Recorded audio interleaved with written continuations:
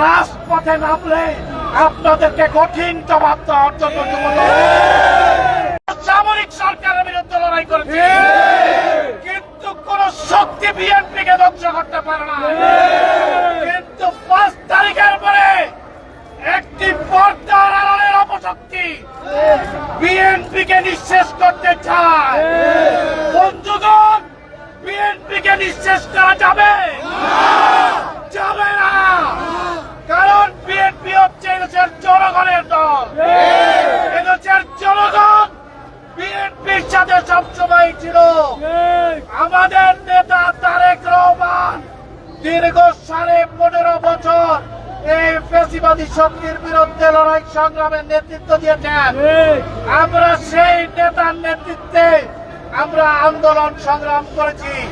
আমাদের নেত্রী দেশ নেত্রী বেগম খালেদা জিয়া 90 স্বৈরাচার বিরোধী আন্দোলন করে নেতৃত্ব দিয়ে আসামকে পতন ঘটিয়েছেন। আমরা বলতে চাই, আমরা কোন ফ্যাসিবাদী শক্তির উত্থান বাংলাদেশ হতে দিব না। যারাই ষড়যন্ত্র করেন তারা হুঁশিয়ার হয়ে যান, নিজেদের গায়ের দাগটা অন্তত দেখে নেন।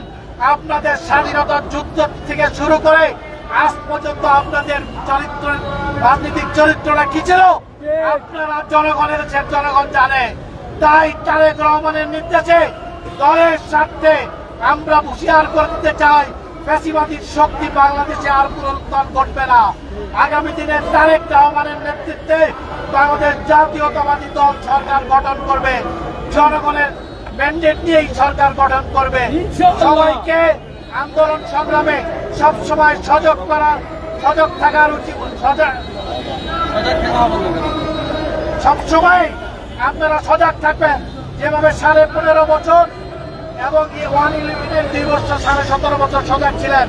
আগামী দিনেও বাংলাদেশ জাতীয়তাবাদী দলের নেতা কর্মীরা সক্রিয় আছে।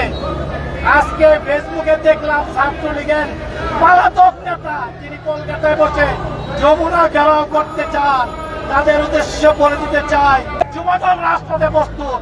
ইনশাল্লাহ আগামী দিনে আপনাদেরকে সবাইকে নিয়ে এই ফ্যাসিবাদ মুক্ত বাংলাদেশে তারেক রহমান আমাদের মাঝে ফিরে আসবে। তারেক রহমান ফিরে এসেছে।